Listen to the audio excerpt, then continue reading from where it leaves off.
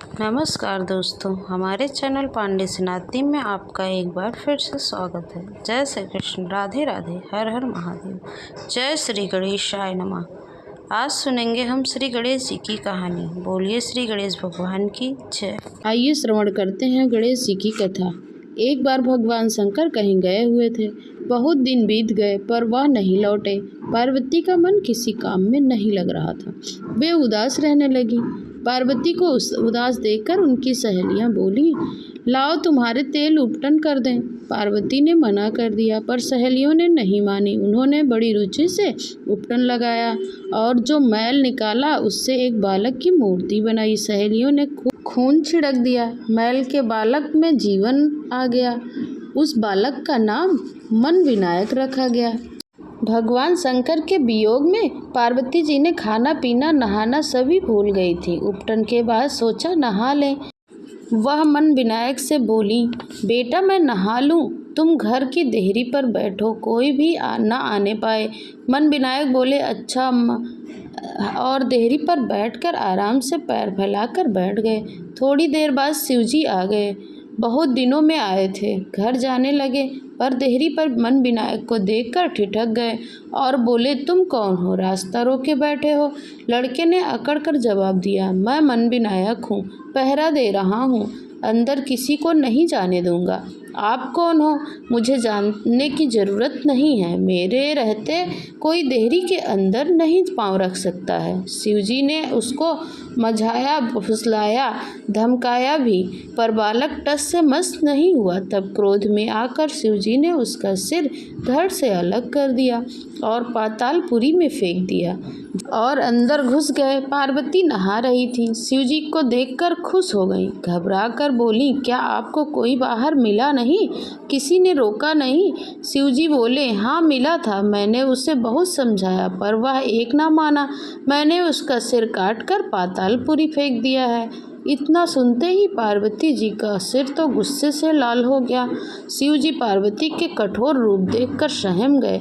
पार्वती जी ने ललकारते हुए कहा, तुमको मुझसे युद्ध करना पड़ेगा। शिवजी इस परिस्थिति के लिए तैयार न थे। पार्वती जी के क्रोध को देखकर शिवजी कांपने लगे। प्रलय होने लगा। तभी देवता दौड़ आए और पार्वती जी को मनाने लगे। फिर पार्वती जी का क्रोध बढ़ता ही गया। अंत में विष्णु भगवान बोले, देवी तुम शांत रहो, मैं तुम्हारे पुत्र को जीवित किए देता हूँ। अपने चरों से बोले, सारे विश्व को छान मारो और जो माँ अपने पुत्र की ओर पीठ किए हो उसके पुत्र का सिर काट कर ले आओ। थोड़ी देर में चर वापस आकर बोले, कोई माँ ऐसी नहीं मिली जो पुत्र की ओर पीठ किए हो। विष्णु भगवान चिंता में पड़ गए। बोले, कोई भी पशु पक्षी का बच्चा पीछे पड़ा हो उसे उठा लाओ। चर चल दिए और इस बार उसको सफलता मिल गई।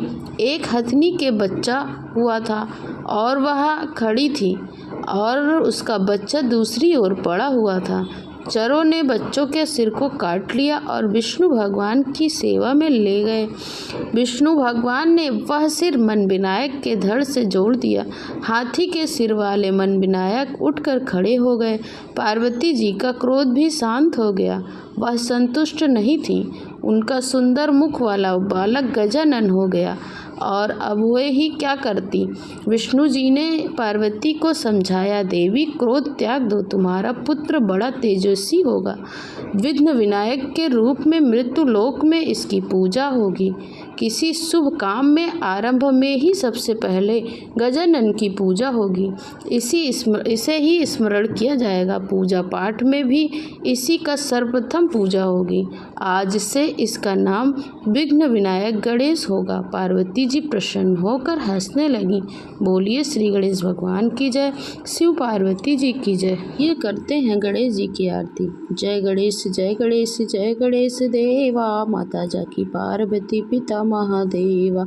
एक दंत दयावंत चार भुजाधारी, मस्तक सिंदूर शोभे मूस की सवारी।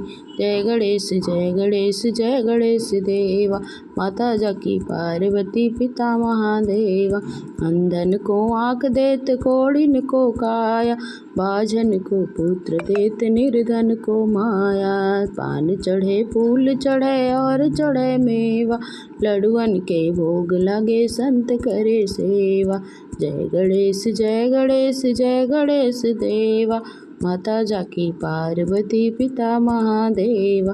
दीनन की लाज राखो शंभु सुत वारी, कामना को पूरा करो जग बलिहारी। शूर श्याम शरण आए सफल की जय सेवा। जय गणेश जय गणेश जय गणेश देवा। माता जाकी पार्वती पिता महादेवा। विघ्न हरण मंगल करण श्री गणपति महाराज, प्रथम निमंत्रण आपको पूरन की जय काज।